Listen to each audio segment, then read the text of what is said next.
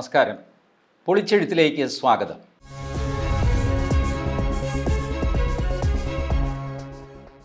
പണ്ട് കുഞ്ചൻ നമ്പ്യാർ പറഞ്ഞിട്ടുണ്ട്, കേട്ടിയിലെയോ കിഞ്ചനവർത്തമാനം നാട്ടിൽ പൊറുപ്പാൻ എളുതല്ല മേലിൽ. എല്ലാവരും കേട്ട് കാണും. നാട്ടിൽ കിടന്നു പൊറുക്കാൻ ബുദ്ധിമുട്ടായ ഒരവസ്ഥ. അങ്ങനത്തെ ഒരു കേസ് മഹാരാഷ്ട്രയിലുണ്ടായി. ഞാൻ ഈ കേസുകളെ പറ്റി സംസാരിക്കുന്നത് നാട്ടിൽ ഏറ്റവും കൂടുതൽ വാർത്ത ഉണ്ടാക്കുന്നത് ഹൈക്കോടതികളും സുപ്രീം കോടതിയുമാണ്. പലരുടെയും ധാരണ വാർത്താ ചാനലുകളാണ് വാർത്തയുണ്ടാക്കുന്നത്. അങ്ങനെയല്ല. യഥാർത്ഥ വാർത്തയുണ്ടാക്കുന്നത് ഹൈക്കോടതിയിലെയും സുപ്രീം കോടതിയിലെയും ജഡ്ജിമാരാണ്. അത് വാദത്തിനിടയ്ക്ക് അവർ പറയുന്ന കമൻറ്റുകൾ ആയാലും ശരി, അവരുടെ വിധി പ്രസ്താവങ്ങൾ വായിച്ചു നോക്കിയാലായാലും ശരി, അതിനകത്താണ് യഥാർത്ഥ വസ്തുതയും വാർത്തയും വരാറുള്ളത്. ഞാൻ അതിൽ പൊതു താല്പര്യമുള്ള ജഡ്ജ്മെൻ്റ് എടുത്തിട്ടാണ് നിങ്ങളോട് സംസാരിക്കാറുള്ളത്. സാധാരണഗതിയിൽ ഒരു കോടതി വിധിയെപ്പറ്റിയും വിധി കയ്യിലില്ലാതെ അത് വായിച്ചു നോക്കാതെ ഞാൻ പറയാറില്ല. കാരണം വാർത്താ ചാനലുകളിൽ പലതുമൊക്കെ എഴുതി കാണിക്കും. അതിൽ ഇംഗ്ലീഷ് അറിയാവുന്നവരുണ്ട്, അറിഞ്ഞുകൂടാത്തവരുണ്ട്. ജഡ്ജി ബെഞ്ചിലിരുന്ന് എന്തെങ്കിലും ഒരു വാക്ക് പറഞ്ഞാൽ അതെടുത്തിട്ട് വാർത്തയാക്കുന്നവരുണ്ട്. ആ പറഞ്ഞ കാര്യമൊന്നും ജഡ്ജ്മെൻറ്റിലുണ്ടാവില്ല. അവസാനം അദ്ദേഹം എഴുതുന്ന വിധിയുണ്ടല്ലോ, ആ വിധിയിൽ ഈ പറഞ്ഞ കമൻ്റൊന്നും ഉണ്ടാവില്ല. അപ്പോൾ അത് നമ്മൾ പറഞ്ഞും കൂടാ. എഴുതി തരുന്നതാണ് വിധി. ബെഞ്ചിലിരുന്ന് ചോദിക്കുന്നതോ പറയുന്നതോ തമാശ പറയുന്നതോ ചൂടാവുന്നതോ ഒന്നും തന്നെ ജഡ്ജ്മെൻറ്റിൽ വരണമെന്നില്ല, വന്നു കൂടായുകയുമില്ല. രണ്ടും ചെയ്യാം. അത് ജഡ്ജിയുടെ തീരുമാനമാണ്. അതുകൊണ്ട് ജഡ്ജ്മെൻറ്റ് കയ്യിൽ വെച്ച് മാത്രമേ ഞാൻ സംസാരിക്കാറുള്ളൂ. ഇപ്പോഴും ഞാൻ പറഞ്ഞ നാഗ്പൂരിലെ സംഭവത്തിൻ്റെ ജഡ്ജ്മെൻറ്റാണ് ഞാൻ എടുത്തിരിക്കുന്നത്. അതും പൊതു താല്പര്യമുള്ള കാര്യങ്ങൾ മാത്രം. സ്വകാര്യ അന്യായങ്ങൾ, അതിലെ വിധികൾ, വളരെ സുപ്രധാനമായ വിധികൾ ഒക്കെ വരാറുണ്ട്. പക്ഷേ അന്യായം സ്വകാര്യമാണ്. അത് അതിരുതർക്കമാകാം, ഭാര്യാഭർത്തൃ വഴക്കാവാം, സഹോദരന്മാർ തമ്മിലുള്ള കത്തിക്കുത്ത് നടന്നതാവാം, ഒക്കെ ആവാം. അതൊന്നും ഞാൻ വിഷയമാക്കാറില്ല. അതവരുടെ സ്വകാര്യതയ്ക്ക് വിടുകയാണ് പതിവ്. ഇവിടെ ഞാൻ ഈ ഒരു ജഡ്ജ്മെൻ്റ് എടുക്കാൻ കാര്യം, ഈ നാട്ടിൽ കിടന്നു പൊറുക്കാൻ പ്രയാസമാണ് എന്ന് പണ്ട് കുഞ്ചൻ നമ്പ്യാർ എഴുതിയ കാര്യം ഇപ്പോൾ യാഥാർത്ഥ്യമായി വന്നിരിക്കുന്നു എന്ന് നിങ്ങളെ അറിയിക്കാൻ വേണ്ടിയിട്ടാണ്. നമ്മളെല്ലാവരും തന്നെ ഏതെങ്കിലുമൊക്കെ വാട്സാപ്പ് ഗ്രൂപ്പിൽ അംഗങ്ങളായിരിക്കും, എല്ലാവരും എന്നാണ് എനിക്ക് തോന്നുന്നത്. നാഗ്പൂരിനടുത്ത് നാർഖേഡ് എന്ന സ്ഥലത്ത് ഒരു വാട്സാപ്പ് ഗ്രൂപ്പ്, അതിൽ 250-300 പേരുണ്ട്. ഈ വാട്സാപ്പ് ഗ്രൂപ്പുകളിലൊരു പ്രത്യേകത, ഗ്രൂപ്പിലെ ആളുകൾ തമ്മിൽ തല്ലും. കണ്ടിട്ടില്ലേ? ചുമ്മാ ഒരു ചെറിയ കാര്യത്തിനാണ് തമ്മിൽ അടിച്ച് വഴക്കാക്കി ഒരാൾ ഇറങ്ങിപ്പോകുന്നു, മറ്റേ ആൾ കയറി വരുന്നു, ഇയാളെ ചീത്ത പറയുന്നു, ഒന്നും പറയേണ്ട, എല്ലാം കൂടെ ബഹളം. 3-4 പേരായിരിക്കും ബഹളം. ബാക്കിയുള്ളവർ ഇത് കണ്ടില്ല എന്നുള്ള മട്ടിൽ ആ ഗ്രൂപ്പിലങ്ങ് തുടരും. അവരിറങ്ങി പോവുകയില്ല, അവരിതിലൊരു കമൻ്റ് ഇടുകയുമില്ല. ഇതാണ് ഗ്രൂപ്പുകളുടെ സാധാരണ സ്വഭാവം. ഇതുപോലത്തെ ഒരു വാട്സാപ്പ് ഗ്രൂപ്പ് നാർഖേഡ് എന്ന സ്ഥലത്ത്, നാർഖേഡ് ഗഡാമൂടി, അങ്ങനെയാണ് ഗ്രൂപ്പിൻ്റെ പേര്. ഗഡാമുടി എന്ന് പറഞ്ഞു കഴിഞ്ഞാൽ അലമ്പ് ഗ്രൂപ്പ്, ഗഡാമടി എന്ന് മറാഠിയിൽ പറയും. എന്ന് വെച്ചാൽ ഏടാകൂടം എന്ന് വിചാരിച്ചാൽ മതി. അപ്പോൾ നാർഖേഡിലെ ഒരു ഏടാകൂടം ഗ്രൂപ്പ്. ഇതിനകത്ത് മുസ്ലിങ്ങളുമുണ്ട്, ഹിന്ദുക്കളുമുണ്ട്. അപ്പോൾ ഇടയ്ക്ക് ഒരാൾ വന്ദേ മാതരം എന്ന് പോസ്റ്റ് ചെയ്യുന്നു. അതിലെ ഒരു മുസ്ലിം, ഇതിവിടെ പോസ്റ്റ് ചെയ്യരുത്, ഇത് ഞങ്ങൾക്ക് ഇഷ്ടപ്പെടുന്നൊരു മുദ്രാവാക്യമല്ല. അതെന്താ, നിനക്ക് ഇഷ്ടപ്പെട്ടത് വേണം ഞാൻ പോസ്റ്റ് ചെയ്യാൻ? തുടങ്ങി അങ്ങോട്ട് വഴക്ക്. അതിലൊന്ന് 2 പേര് ചേർന്നു. ഒരു പട്ടാളക്കാരനുണ്ട്, ഒരു ഡോക്ടറുണ്ട്. അവരെ വളഞ്ഞിട്ട് ആക്രമിക്കുന്നു. അവർ ഭാരത് മാതാ കി ജയ് എന്ന് പറയുന്നു. അതിനെന്തോ വഴക്കുണ്ടാകും. ഇങ്ങനെ വഴക്ക് മൂർധന്യത്തിലായി. അത് അവസാനിച്ചു. ഇതിനിടയ്ക്ക് ആരോ പറഞ്ഞു, വന്ദേ മാതരം പറയാൻ പറ്റാത്തവർ പാകിസ്ഥാനിൽ പോടാം എന്നും പറഞ്ഞു. ചുരുക്കി പറഞ്ഞാൽ ഹിന്ദുക്കൾ മുസ്ലിങ്ങളെക്കാൾ ഒരല്പം ഭേദപ്പെട്ട വർഗമാണ് എന്നുള്ള ഒരു ധാരണയുണ്ടാക്കത്തക്ക രീതിയിൽ പലരും എഴുതി. പ്രധാനമായിട്ടും ഒരു പട്ടാളക്കാരനും ഒരു ഡോക്ടറും അങ്ങനെ എഴുതി. ഇതിലുള്ള മുസ്ലിം ഒരു പോലീസ് സ്റ്റേഷനിൽ കംപ്ലൈൻറ്റ് കൊടുത്തു, എൻ്റെ മതത്തെ അപമാനിച്ചു. അപ്പോൾ മതത്തെ അപമാനിക്കുക, മതത്തെ അധിക്ഷേപിക്കുക, ഇതൊക്കെ IPC പ്രകാരം കുറ്റകരമാണ്. IPC 295A എന്നാണ് ആ വകുപ്പിൻ്റെ പേര്.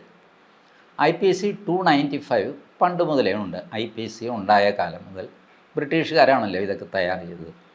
അതിനകത്ത് 295 ഉണ്ട്.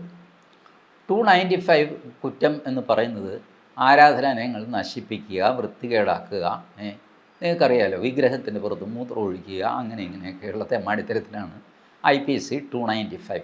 വലിയ ശിക്ഷയൊന്നുമില്ല, പക്ഷേ അതൊരു കുറ്റമാണ്. ഇങ്ങനെ ഇരിക്കെ അന്ന് അവിഭക്ത ഭാരതമാണെന്ന് ഓർക്കണം. പാകിസ്ഥാൻ, കിഴക്കൻ പാകിസ്ഥാൻ, ഇതൊന്നുമില്ല, ഒറ്റ ഭാരതം. ലാഹോറിലോ മറ്റോ മുസ്ലിങ്ങൾ സീതയെ അധിക്ഷേപിച്ച് ഒരു പുസ്തകം എഴുതി. രാമായണത്തിലെ സീത പതിവ്രതാരത്നമാണ് എന്നാണ് ഹിന്ദുക്കളുടെ വിശ്വാസം, സങ്കല്പം, ഇതിഹാസം, യാഥാർത്ഥ്യം, ഇതൊക്കെ അങ്ങനെയാണ്. പക്ഷേ ഈ സീത വ്യഭിചാരിണിയായിരുന്നെന്നും ആര് വിളിച്ചാലും കൂടെ പോകുന്നവളായിരുന്നെന്നും ഒക്കെ പറഞ്ഞ് വേണ്ടാത്തതൊക്കെ എഴുതി മുസ്ലിങ്ങൾ ഒരു പുസ്തകം ഇറക്കി. ഒന്നല്ല, പിന്നാലെ 2 പുസ്തകം കൂടെ ഇറക്കി, മൊത്തം 3 എണ്ണം. അത് വ്യാപകമായിട്ട് വിതരണം ചെയ്തു. അപ്പോൾ ഹിന്ദുക്കൾ നോക്കിയിരിക്കില്ലല്ലോ. പ്രത്യേകിച്ചും അന്ന് ആര്യസമാജം വളരെ ശക്തമായിട്ട് പ്രവർത്തിക്കുന്ന കാലം. ഈ ആര്യസമാജികളിൽ ഒരാൾ രംഗീല റസൂൽ എന്ന് പറഞ്ഞുകൊണ്ട് മുഹമ്മദ് നബിയെപ്പറ്റി ഒരു പുസ്തകം അയാളും എഴുതി. അതൊരാൾ പ്രസിദ്ധീകരിക്കുകയും ചെയ്തു. പ്രസിദ്ധീകരിച്ച് വിതരണവും തുടങ്ങി.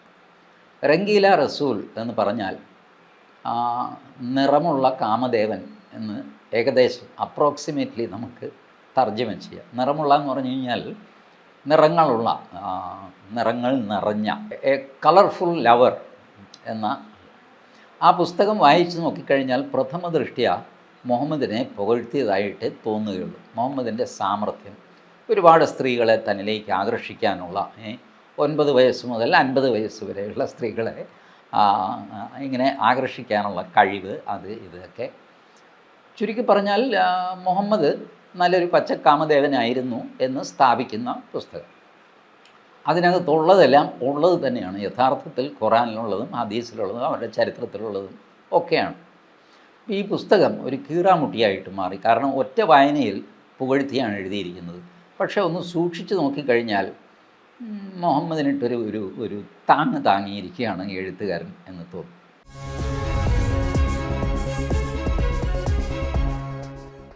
മുസ്ലിങ്ങൾ എന്തെങ്കിലും കിട്ടാനായിട്ടിരിക്കുക. ഇത് മെക്കിട്ട് കയറി വിലയ്ക്ക് വാങ്ങിച്ചതാണ് കേട്ടോ. 3 തവണ സീതയെ അധിക്ഷേപിച്ച് പുസ്തകം ഇറക്കിയപ്പോഴാണ് ഒരു മറുപടിയായിട്ട് ഇദ്ദേഹം ഇത് എഴുതുന്നത്. അതിൽ പോലും എങ്ങനെയും വ്യാഖ്യാനിക്കാവുന്ന രീതിയിൽ സമർത്ഥമായിട്ട് എഴുതി. ഈ പുസ്തകം ഇറങ്ങിക്കഴിഞ്ഞപ്പോൾ വാൻ ബഹളം സംഗതി. ഇത് ലാഹോറിൽ പ്രശ്നം ഉണ്ടാകുന്നു, അമൃത്സറിൽ പ്രശ്നം ഉണ്ടാകുന്നു, ഡൽഹിയിൽ പ്രശ്നം ഉണ്ടാകുന്നു. മഹാത്മാഗാന്ധി യങ് ഇന്ത്യയിൽ കയറിയിട്ട് ലേഖനം എഴുതുന്നു. ഇങ്ങനൊരു പുസ്തകം ഒരാളെനിക്ക് അയച്ചു തന്നു. ഇത്രയും വൃത്തികെട്ട പുസ്തകം എൻ്റെ ജീവിതത്തിൽ ഞാൻ കണ്ടിട്ടില്ല. ഇത് മുസ്ലിങ്ങളെ മനഃപൂർവ്വം അപമാനിക്കാനായിട്ട് ഇയാൾ ചെയ്തതാണ്, അപ്പടിയാണ് ഇപ്പടിയാണ് എന്നൊക്കെ പറഞ്ഞിട്ട് മഹാത്മാഗാന്ധി യങ് ഇന്ത്യയിൽ ലേഖനം എഴുതി. നിസ്സാര സംഗതിയാണ്. ആരായി എഴുതുന്നത്? മഹാത്മാഗാന്ധിയല്ലേ. 1923-24 കാലഘട്ടത്തിലാണ് ഇത് സംഭവിക്കുന്നത് ഓർക്കണം. അപ്പോൾ മഹാത്മാഗാന്ധിയുടെ പിന്തുണയും കൂടെ കിട്ടിക്കഴിഞ്ഞപ്പോൾ മുസ്ലിങ്ങൾ വാൻ ബഹളമായി. ഇതിനെ അനുഭവിക്കും, സർക്കാരിനെ ഞങ്ങൾ അങ്ങനെ ചെയ്യും, അമ്പലം പൊളിക്കും, പള്ളി പൊളിക്കും എന്നൊക്കെ പറഞ്ഞിട്ട് വൻ വെല്ലുവിളി, ബഹളം, ലഹള, ഇതൊക്കെ. ഇത് കഴിഞ്ഞപ്പോഴാണ് ബ്രിട്ടീഷുകാർ 295A എന്ന് പറഞ്ഞ് ഒരു വകുപ്പ് കൂടെ IPCയിൽ എഴുതി ചേർത്തത്. ഏതായാലും ഈ പുസ്തകം പ്രസിദ്ധീകരിച്ച സമയത്ത് 295Aയിൽ ഇവർ കേസ് കൊടുത്തു. മജിസ്ട്രേറ്റ് കോടതിയിൽ പോയപ്പോൾ മജിസ്ട്രേറ്റ് കോടതി പറഞ്ഞു, ഈ എഴുതിയിരിക്കുന്നത് മഹാമോശമാണ്, പക്ഷേ അത് കുറ്റമല്ല. IPCയിൽ ഉള്ളത് മാത്രമേ കുറ്റമാകുന്നുള്ളൂ. ബാക്കിയുള്ളതൊക്കെ സമൂഹം മോശമാണെന്ന് കരുതുന്നു, പക്ഷേ കോടതിയിൽ ചെന്ന് കഴിയുമ്പോൾ അത് കുറ്റമല്ല. അപ്പോൾ മജിസ്ട്രേറ്റ് പറഞ്ഞു, ഇത് കുറ്റമല്ല, എനിക്കെന്ത് ചെയ്യാൻ പറ്റും, എഴുതിയിരിക്കുന്നത് ശരി വേണ്ടായിരുന്നു, ബട്ട് അത് കുറ്റമൊന്നുമല്ല എന്ന് പറഞ്ഞ് ഇത് തള്ളി. വീണ്ടും വേറൊരു മജിസ്ട്രേറ്റ് വഴി ഇവർ പഞ്ചാബ് ഹൈക്കോടതി വരെ പോയി. പഞ്ചാബ് ഹൈക്കോടതിയും പറഞ്ഞു, കാര്യം ശരി, നിങ്ങൾക്ക് ഈ പുസ്തകം ഇഷ്ടപ്പെടുന്നില്ല എന്നുള്ളത് ശരിയാണ്, പക്ഷേ ഇതിനകത്ത് കുറ്റകൃത്യമൊന്നുമില്ല എന്ന് പറഞ്ഞു. ചുരുക്കി പറഞ്ഞ് പിന്നെ നീതി നടപ്പാക്കുന്നത് എങ്ങനെയാണ്? ജനക്കൂട്ടം അങ്ങ് നീതി നടപ്പാക്കി. ഒരു മുസ്ലിം ചെറുപ്പക്കാരൻ ഈ പബ്ലിഷറെ കുത്തിക്കൊന്നു. ഈ പുസ്തകം പബ്ലിഷ് ചെയ്ത ആളിനെ, എഴുതിയ ആളിനെ അല്ല, പബ്ലിഷ് ചെയ്ത ആളിനെ. അപ്പോൾ വീണ്ടും പ്രശ്നമായി. കാരണം 2 തവണ കൊല്ലാൻ ശ്രമിച്ചെങ്കിലും ഈ മനുഷ്യൻ രക്ഷപ്പെട്ടു. 3ാമത്തെ തവണ രക്ഷയില്ല, കുത്തിക്കൊന്നു. ഈ കുത്തിക്കൊന്ന ചെറുക്കനെ, അവന് 20 വയസ്സോ മറ്റേ ഉള്ളൂ, ഈ ചെറുക്കന് തൂക്കിക്കൊല്ലാൻ കോടതി വിധിക്കുകയും ചെയ്തു. തൂക്കിക്കൊന്നു അവനെന്തോ വലിയ രക്തസാക്ഷിയാണെന്നൊക്കെ പറഞ്ഞിട്ട് മുസ്ലിങ്ങൾ ആഘോഷിച്ചു. എന്തുമായിക്കോട്ടെ, 1927 ആയപ്പോൾ സെക്ഷൻ 295A എന്ന് പറഞ്ഞ് ആരാധനാലയങ്ങൾ വൃത്തികേടാക്കുന്ന 295, അതിന് അനുബന്ധമായിട്ട് 295A കൂടെ എഴുതി ചേർത്തു. അതിലാണ് ഈ മതനിന്ദ എന്നുള്ള സാധനം വരുന്നത്. ആ വകുപ്പ് ഒന്ന് വായിക്കാം. Deliberate and malicious acts intended to outrage religious feeling of any class by insulting its religion or religious beliefs. ഇതാണ്. അതായത് മനഃപൂർവവും ദുരുദ്ദേശവുമായ പ്രവൃത്തിയിലൂടെ മറ്റുള്ളവരുടെ മതവികാരങ്ങളെ വ്രണപ്പെടുത്താൻ ഉദ്ദേശിച്ചുകൊണ്ട് മറ്റ് മതങ്ങളെയോ അവരുടെ വിശ്വാസങ്ങളെയോ അപമാനിക്കുക. ഇതാണ് കുറ്റം. വളരെ ബുദ്ധിമുട്ട് പിടിച്ചൊരു സാധനമാണ്. കാരണം ഞാൻ ഒരു മതത്തെപ്പറ്റി ഒരു അഭിപ്രായം പറയുമ്പോൾ അവർക്ക് മുറിവേൽക്കുമോ ഇല്ലയോ എന്ന് എനിക്ക് അറിഞ്ഞുകൂടാ.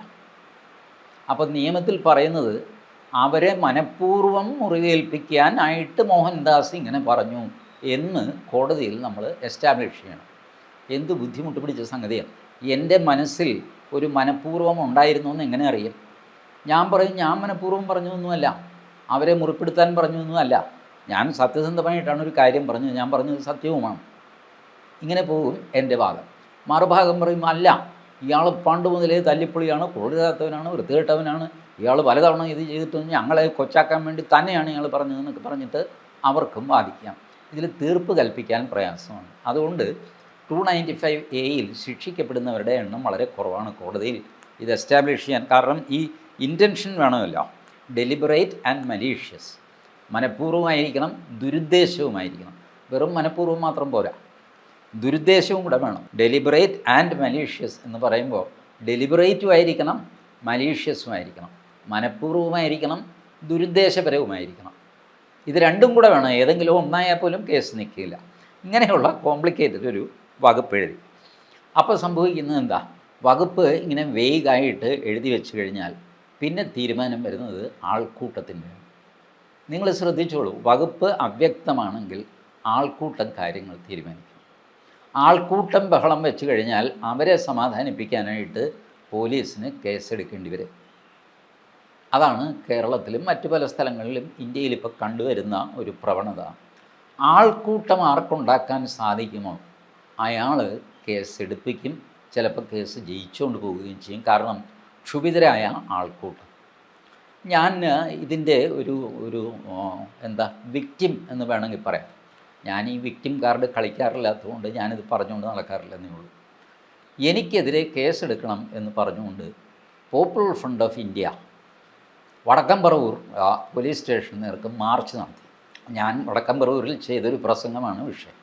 അവരുടെ മതവികാരം വ്രണപ്പെട്ടു എന്ന് അവരങ്ങോട്ട് തീരുമാനിച്ചിട്ട് അവരൊരു മാർച്ച് അങ്ങോട്ട് നടത്തി. ബട്ട് മാർച്ചിൽ 20 പേരേ ഉള്ളൂ. പോലീസുകാർ പറഞ്ഞു പോടേ അയാളുടെ പ്രസംഗത്തിൽ യാതൊരു കുഴപ്പമില്ല, ഞങ്ങളും കേട്ടത് പോലീസുകാരും ഉണ്ടായിരുന്നു. അവർ കേൾക്കുകയാണ് ഞാൻ പ്രസംഗിച്ചത്. രഹസ്യമായിട്ടൊന്നുമല്ല, പറവൂർ കവലയിൽ നിന്നാണ് ഞാൻ പ്രസംഗിക്കുന്നത്. അപ്പോൾ പോലീസുകാർ പറഞ്ഞു ഞാൻ അന്നും കേസൊന്നും എടുക്കാൻ പറ്റില്ല, പോയി. കാരണം വേറെ രക്ഷയൊന്നുമില്ല. ഇത് 20 പേരായതുകൊണ്ടാണ്. 2000 പേരായിരുന്നെങ്കിലോ, 2000 പേര് പിരിഞ്ഞു പോകുന്നില്ല. മോഹൻദാസിൻ്റെ പേരിൽ കേസെടുത്തിട്ട് ഞങ്ങൾ പോകുന്നുള്ളൂ എന്നവർ തീരുമാനിച്ച് അവിടെ ബഹളം ഉണ്ടാക്കി കഴിഞ്ഞാൽ പോലീസുകാരെന്ത് ചെയ്യും? അവർ സർക്കിളിനെ വിളിക്കും. സാർ ഇങ്ങനെ ഒരു പ്രശ്നമുണ്ട്. ഒരു കാര്യം ചെയ്യും, ഞാനൊന്ന് DYSPയോട് ചോദിക്കട്ടെ. DYSPയോട് ചോദിക്കും, SP-യോട് ചോദിക്കും. അപ്പോഴത്തേക്ക് സന്ധ്യയാകും. ഈ 2000 എന്നുള്ളത് 4000 മാറും. വലിയ ബഹളമായി, അടിപിടി, ഇപ്പം നടക്കും, തീ വയ്ക്കും പോലീസ് സ്റ്റേഷന്, ഈ രീതിയിലുള്ള അന്തരീക്ഷമായി. അപ്പോൾ SP പറയും ഒരു FIR ഇടൂ, ബാക്കി പിന്നെ നോക്കാം. സാർ FIR ഇട്ട് അയാളെ അറസ്റ്റ് ചെയ്യണ്ടേ? അറസ്റ്റ് ചെയ്യേ. അതൊരു കിളവനാണ് സാർ, അല്പപ്രാണി. എന്താണെങ്കിലും ഇപ്പോൾ ഈ ആൾക്കൂട്ടം ഇങ്ങനെ നിൽക്കുമ്പോൾ നമുക്ക് എന്ത് ചെയ്യാൻ പറ്റും? താനൊരു കേസ് എടുക്കുന്നുണ്ട്, അയാളെ അറസ്റ്റ് ചെയ്യും, ഇവർ പിരിഞ്ഞു പോട്ടെ, എന്നിട്ട് ബാക്കി നമുക്ക് പിന്നെ നോക്കാം. അങ്ങനെ ഞാൻ അറസ്റ്റ് ചെയ്യപ്പെടും. അറസ്റ്റ് ചെയ്ത് മജിസ്ട്രേറ്റിന് മുമ്പിൽ പോകുമ്പോൾ ചിലപ്പോൾ എനിക്ക് ജാമ്യം കിട്ടും, അല്ലെങ്കിൽ 10-15 ദിവസം ജയിലിടുക, എന്തെങ്കിലുമൊക്കെ സംഭവിക്കും. ആൾക്കൂട്ടം ശാന്തരാകും. അത് കഴിഞ്ഞ് ഈ കേസ് ഞാൻ ജയിക്കും. കാരണം ഞാനിങ്ങനെ പറഞ്ഞിട്ടില്ല, പിടിച്ചിട്ടില്ല എന്നൊക്കെ പറഞ്ഞിട്ട് കേസ് ഞാൻ ജയിക്കും. ആൾക്കൂട്ടത്തെ സമാധാനിപ്പിക്കാനായിട്ട് ഒരു കേസ് ഉണ്ടാവുക. ഇതാണ് ഇപ്പം നടന്നുകൊണ്ടിരിക്കുന്നത്. പോലീസുകാരെയും ഞാൻ കുറ്റം പറയില്ല. കാരണം 10,000 പേര് റെസ്റ്റീവായിട്ട് അക്രമാസക്തരായിട്ട് പോലീസ് സ്റ്റേഷൻ വളഞ്ഞു കഴിയുമ്പോൾ അവരെ സമാധാനിച്ച് പിരിച്ചുവിടുക എന്നുള്ളതാണല്ലോ പ്രാഥമികമായിട്ട് ചെയ്യേണ്ടത്. 2 വഴിയാണ് പിരിച്ചുവിടാൻ. ഒന്ന് ലാത്തി ചാർജ് ചെയ്യാം, ടിയർ ഗ്യാസ്, വെടിവെപ്പ്, ഇതൊക്കെ നടത്താം. മറ്റൊന്ന് മോഹൻദാസ് എന്ന കിളവൻ്റെ പേരിൽ ഒരു FIR ഇട്ടിട്ട് പ്രശ്നം അങ്ങ് തീർക്കാം. ഏത് പോലീസുകാരനെ എന്ത് ചെയ്യും? FIR ഇട്ട് കഴിഞ്ഞാൽ ഇവർ ശാന്തരാകുമല്ലോ, FIR ഇട്, ബാക്കി നോക്കാമെന്ന് കോടതിയിൽ വരുമ്പോൾ ഇങ്ങനെ ചെയ്യും. ഇതിനാണ് ഈ മതനിന്ദ എന്ന് പറയുന്ന കുറ്റം ഇപ്പോൾ ഉപയോഗിക്കപ്പെടുന്നത്. ഇത് ഭരണഘടനാ വിരുദ്ധമായ ഒരു വകുപ്പാണ്. ഭരണഘടനയിൽ പൗരസ്വാതന്ത്ര്യം, അഭിപ്രായ സ്വാതന്ത്ര്യമൊക്കെ ഉണ്ടല്ലോ. ആ അഭിപ്രായ സ്വാതന്ത്ര്യം ആൾക്കൂട്ടത്തെ വെച്ച് ഇല്ലാതെയാക്കാൻ സഹായിക്കുന്നൊരു വകുപ്പാണ്. ഈ വകുപ്പ് എടുത്തു കളയണമെന്ന് പലതവണ പല കേസുകൾ സുപ്രീം കോടതിയിൽ പോയെങ്കിലും സുപ്രീം കോടതിയും സമ്മതിച്ചില്ല. കാരണം സുപ്രീം കോടതിക്കും ഈ ആൾക്കൂട്ടത്തെ ഒരു ഭയമൊക്കെയുണ്ട്. ആൾക്കൂട്ടത്തെ കണ്ട് പേടിച്ച് ജഡ്ജ്മെൻറ്റ് മാറ്റുന്നു എന്നുള്ള ഒരു ദുരർത്ഥമൊന്നും എൻ്റെ ഈ സ്റ്റേറ്റ്മെൻറ്റിന് കൊടുക്കരുത്. ബട്ട് പൊതുസമൂഹം എങ്ങനെ പെരുമാറുന്നു എന്ന് സുപ്രീം കോടതിക്കും പലപ്പോഴും കണക്കിലെടുക്കേണ്ടി വരും. അങ്ങനെയാണ് അവർ ഓരോ ജഡ്ജ്മെൻറ്റിലുമൊക്കെ പല പരാമർശങ്ങളും സംഗതികളൊക്കെ ചെയ്യുന്നത്.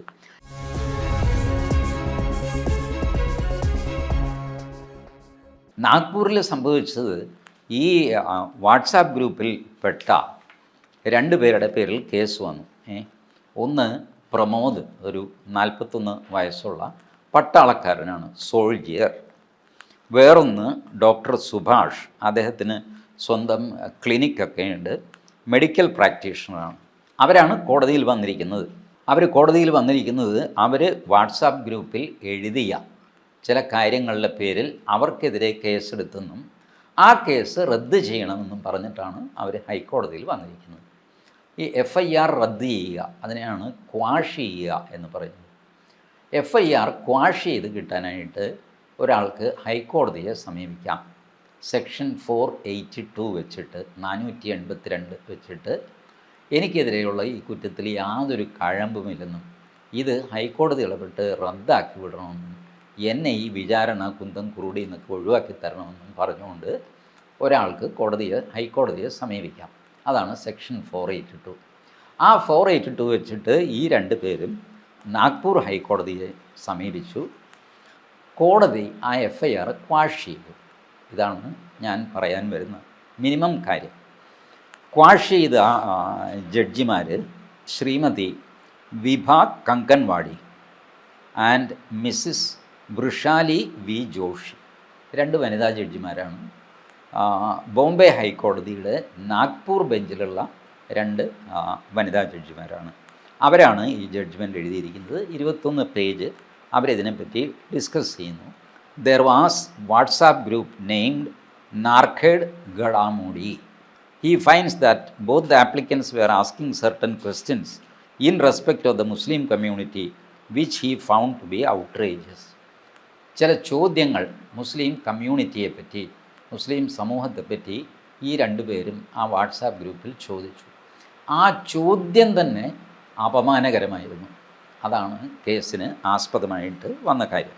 Would show that some questions were asked in respect of the Prophet Muhammad, and then it is stated that the applicants got annoyed by knowing that certain members of the group were not ready to say Vande Mataram, and then the applicant reacted that if the person who cannot say Vande Mataram, then they should leave the country and go to Pakistan. പറഞ്ഞ് മുഹമ്മദിനെ വിമർശിച്ചു. വന്ദേ മാതരം ചൊല്ലണമെന്ന് പറഞ്ഞു. വന്ദേ മാതരം ചൊല്ലാത്തവർ പാകിസ്ഥാനിലേക്ക് പോകണമെന്ന് പറഞ്ഞു. ഇതൊക്കെയാണ് ഈ പട്ടാളക്കാരനും ഡോക്ടറും ചെയ്ത കുറ്റങ്ങളായിട്ട് പോലീസ് കണ്ടെത്തുകയും FIRും ഫൈനൽ റിപ്പോർട്ടും ഒക്കെ കോടതിയിൽ കൊടുക്കുകയും ചെയ്തു. അത് ഈ ഒരു ദുരുദ്ദേശത്തോടു കൂടി കേസിൽ കൊടുക്കാനായിട്ട് കൊടുത്തതാണെന്നാണ് ഈ പട്ടാളക്കാരൻ്റെയും ഡോക്ടറുടെയും വാദം. അപ്പോൾ ഈ വാദം ഒക്കെ ഇങ്ങനെ പോയി. അപ്പോൾ ഇവർക്ക് സാക്ഷിയായിട്ട് 4 പേരാണ് വെച്ചിരിക്കുന്നത്. 300 പേരുള്ള വാട്സാപ്പ് ഗ്രൂപ്പിൽ 4 പേരുടെ സാക്ഷി, അതും പിക്ക് ആൻഡ് ചൂസ് ചെയ്ത സാക്ഷി, അങ്ങനെയാണ് ജഡ്ജ്മെൻറ്റിൽ പറയുന്നത്. നിങ്ങൾ ഈ തിരഞ്ഞെടുത്ത ചില സാക്ഷികളെ മാത്രം ഹാജരാക്കിയിട്ട് നിങ്ങളുടെ കേസ് മുന്നോട്ട് കൊണ്ടുപോയത് ശരിയല്ല. അതിനകത്ത് 250-300 പേരുണ്ട്. അപ്പോൾ അവരെല്ലാം സാക്ഷിയാവണം ഈ സംഭവത്തിന്. അവരെ ഒഴിവാക്കിയതിൻ്റെ കാര്യം എന്താ? ഒഴിവാക്കാനൊരു ന്യായം വേണമല്ലോ, അതുമില്ല. ഒരു മുസ്ലിം പരാതിക്കാരൻ, 4 മുസ്ലിം സാക്ഷി, പ്രതികൾ 2 പേരും ഹിന്ദു. അപ്പോൾ അതിനകത്ത് തന്നെ ഒരു ദുരുദ്ദേശമില്ലേ? ഉണ്ട്. അതാണ് കോടതി ചൂണ്ടിക്കാണിച്ചത്. എന്നിട്ട് കോടതി ഡീറ്റെയിൽ ആയിട്ട് അത് ചർച്ച ചെയ്യുന്നു. ഒന്ന്, ഇതിന് ഗവൺമെൻറ് സാങ്ഷൻ വേണം. അപ്പോൾ ആ സാങ്ഷനും എടുത്തിട്ടില്ല. ആ സാങ്ഷൻ സാരമില്ല, അത് പിന്നീടാണെങ്കിലും എടുക്കാവുന്നതേ ഉള്ളൂ.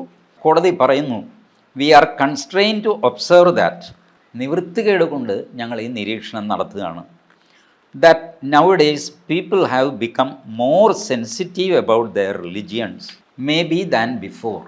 ഈ അടുത്ത കാലത്തായിട്ട് ആളുകൾക്ക് സ്വന്തം മതം പഴയതിനേക്കാൾ കൂടുതൽ പ്രിയപ്പെട്ടതാവുകയും and everybody wants to impress as to how his religion or god is supreme. എല്ലാവർക്കും തൻ്റെ ദൈവമാണ് വലിയ ദൈവം എന്ന് സ്ഥാപിക്കാനുള്ള അനാവശ്യമായ ഒരു വ്യഗ്രത അടുത്ത കാലത്തായിട്ട് കണ്ടുവരുന്നു. We are staying in the democratic secular country where everybody should respect the religion, caste, creed etcetera of another. മറ്റുള്ളവരുടെ മതവിശ്വാസം, ജാതി വിശ്വാസം, എന്ത് വിശ്വാസമോ അതിനെയൊക്കെ മാനിക്കാനും അംഗീകരിക്കാനുമുള്ള ബാധ്യത എല്ലാവർക്കുമുണ്ട്. But at the same time, we would also say that if the person says that his religion is supreme, then the other person may not immediately react. There are ways and means to react on such sensitive issues.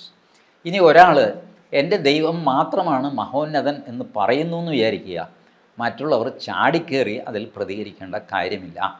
പ്രതികരിക്കാൻ വേറെയും മാർഗങ്ങളുണ്ട്.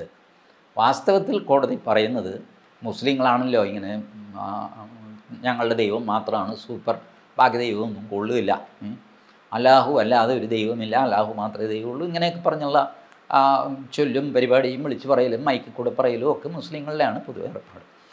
അങ്ങനെ മുസ്ലിങ്ങൾ പറഞ്ഞാൽ തന്നെ നിങ്ങൾ ചാടിക്കേറി വഴക്കിനൊന്നും പോകണ്ട, അതിന് വേറെ മാർഗങ്ങളുണ്ട് എന്നൊക്കെയാണ് കോടതി പറയുന്നത്. എന്താണോ വേറെ മാർഗം എന്ന് മനസ്സിലായില്ല. എന്തുമായിക്കോട്ടെ, കോടതിയുടെ ഈ നിരീക്ഷണം ഒരുപക്ഷെ ആദ്യമായിട്ടാണ് കോടതി നിരീക്ഷിക്കുന്നത്. ഇത് വാസ്തവത്തിൽ ഇസ്ലാമിനെതിരെയുള്ള ഒരു വിമർശനമാണ്. കാരണം സകലമാന പള്ളിയിലെ മൈക്കിലൂടെ ഇങ്ങനെ ഞങ്ങളുടെ ദൈവം മാത്രമാണ് ശരി, ഞങ്ങളുടെ ദൈവം മാത്രമാണ് ശരി, ബാക്കി ദൈവം പോക്കാണ്, അതാണ് ഇതാണ് എന്നൊക്കെ പറഞ്ഞ് 3 നേരം 5 നേരമൊക്കെ ഇങ്ങനെ മൈക്കിലൂടെ വിളിച്ചു പറയുന്നത്, അത് അറബി ഭാഷയിലാണെങ്കിലും ഏത് ഭാഷയിലാണെങ്കിലും അതൊരു ശരിയായ കാര്യമല്ല എന്നാണ് കോടതി നിരീക്ഷിക്കുന്നത്. ഒരുപക്ഷെ ആദ്യമായിട്ട് ചെറിയൊരു വിമർശനം മുംബൈ ഹൈക്കോടതിയുടെ നാഗ്പൂർ ബെഞ്ചിൽ നിന്ന് മുസ്ലിങ്ങൾക്കെതിരെ വന്നിരിക്കുന്നു. അതാണ് ഞാൻ ഇത് വാർത്തയാക്കാൻ കാരണം. പുതിയൊരു പൊളിച്ചെഴുത്തുമായി വീണ്ടും കാണാം. നമസ്കാരം.